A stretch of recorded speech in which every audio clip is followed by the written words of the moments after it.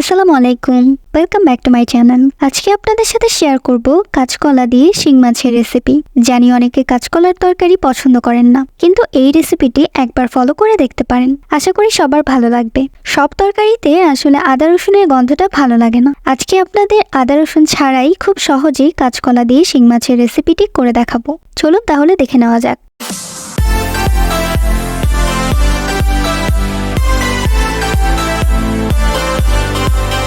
এখানে আমি নিয়েছি 4টি কাঁচকলা। কাঁচকলাগুলো ভালো করে ধুয়ে একটু বড় সাইজ করে কেটে নিয়েছি। কলাগুলো তরকারিতে দেওয়ার আগ পর্যন্ত একটু পানিতে ভিজিয়ে রাখবেন, না হয় কলার কষে তরকারি কালো হয়ে যাবে। এবার নিয়ে নিয়েছি শিং মাছ। শিং মাছগুলো ভালো করে পরিষ্কার করে কেটে নিয়েছি। অনেকে আমরা শিং মাছ ভালো করে পরিষ্কার করতে পারি না। খুবই সহজ উপায়ে শিং মাছ পরিষ্কার করা যায়। কিভাবে অল্প সময়ে খুব সহজে শিং মাছ পরিষ্কার করবেন তার ভিডিও আমার চ্যানেলে আছে, চাইলে দেখে নিতে পারেন। এখানে 3টা পেঁয়াজ কুচি করে নিয়েছি আর নিয়েছি কয়েকটি কাঁচামরিচ। এখন চুলায় একটা কড়াই বসিয়ে তাতে সামান্য তেল দিয়ে দিচ্ছি। এবার পেঁয়াজ কুচিগুলো দিয়ে দিচ্ছি।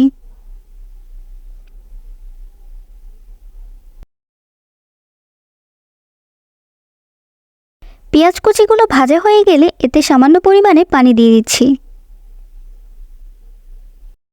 এবার এতে হাফ চা চামচ হলুদ, 1 চা চামচ মরিচ আর 1 চা চামচ ধনিয়ার গুঁড়ো দিয়ে দিচ্ছি। আর দিয়ে দিচ্ছি 1 চা চামচ লবণ।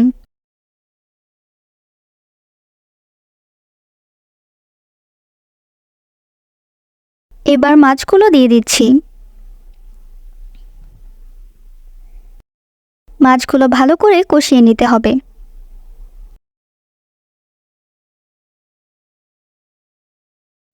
এবার কিছুক্ষণের জন্য ঢেকে দিচ্ছি। পানি শুকিয়ে তেল উপরে উঠে আসলে এবার মাছগুলো একটা বাটিতে উঠিয়ে নেব।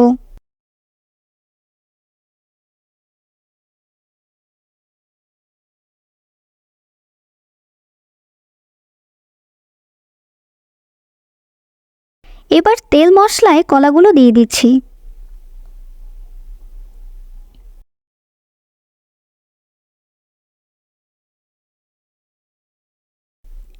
একটু ভালো করে কষিয়ে এবার একটু পানি দিয়ে দিচ্ছি। আমি এখানে হাফ কাপ পরিমাণ পানি দিয়েছি।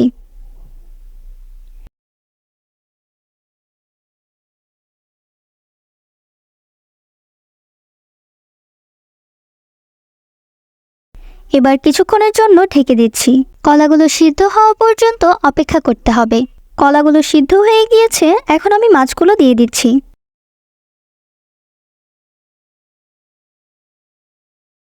এ পর্যায়ে চুলার আঁচটা একটু বাড়িয়ে ঢেকে দিচ্ছি। এবার আমি কাঁচামরিচগুলো দিয়ে দিয়েছি। এভাবে 5 মিনিটের জন্য রেখে দিচ্ছি।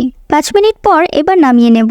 অনেকের কলার তরকারি কালো হয়ে যায়, এভাবে ট্রাই করে দেখবেন, কলার তরকারি কখনোই কালো হবে না। আদা রসুন ছাড়াই কিন্তু এই রেসিপিটি এভাবে রান্না করলে খুবই অসাধারণ হয়। ভিডিওটা ভালো লাগলে অবশ্যই একটা লাইক দিয়ে দেবেন। ধন্যবাদ।